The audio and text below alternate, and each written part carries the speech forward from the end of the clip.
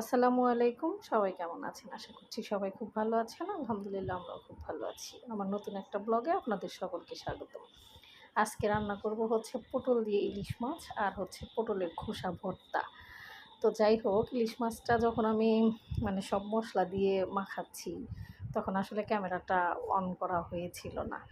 আমার কেন জানি মাঝে মধ্যে এরকম হয়। আমি ক্যামেরা অন করব আর মনে থাকে না। পরে দেখি যে আহা! ভিডিও তো হচ্ছে না, ক্যামেরা অফ হয়ে রইছে। তো যাই হোক, ইলিশ মাছ মূলত হচ্ছে সবসময় আমরা মাখায়া দিয়ে রান্না করি। কেমন যেন মাখায়া দিলে একটু মজা লাগে। কিন্তু অনেকেই ইলিশ মাছে রসুন দেয়। আমরা আসলে রসুনটা দিই না। কারণ কেন জানি মনে হয় আমার কাছে যে রসুন দিলে ইলিশ মাছের যে ইটা ফ্লেভারটা সেটা বোধহয় নষ্ট হয়। তো যাই হোক, পটলের খোসা হচ্ছে ভর্তা করছি। তো এখানে তো আর পাটা নাই। তো পটলের খোসাটা কাঁচামরিচ, পেঁয়াজ আর রসুন দিয়ে একটু ভেজে নিয়ে তারপরে হচ্ছে এর মধ্যে কয়েকটা কালো জিরা দিয়েছি, দিয়ে এই তো হাম্বল দিস্তায় ভর্তা করে নিয়েছি। তো এই যে খাবারগুলো রেডি, দেখতে কেমন হয়েছে অবশ্যই জানাবেন।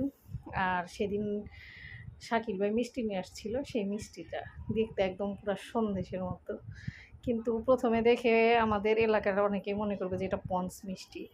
আসলে তা না, এটা একটু শক্ত শক্ত টাইপের।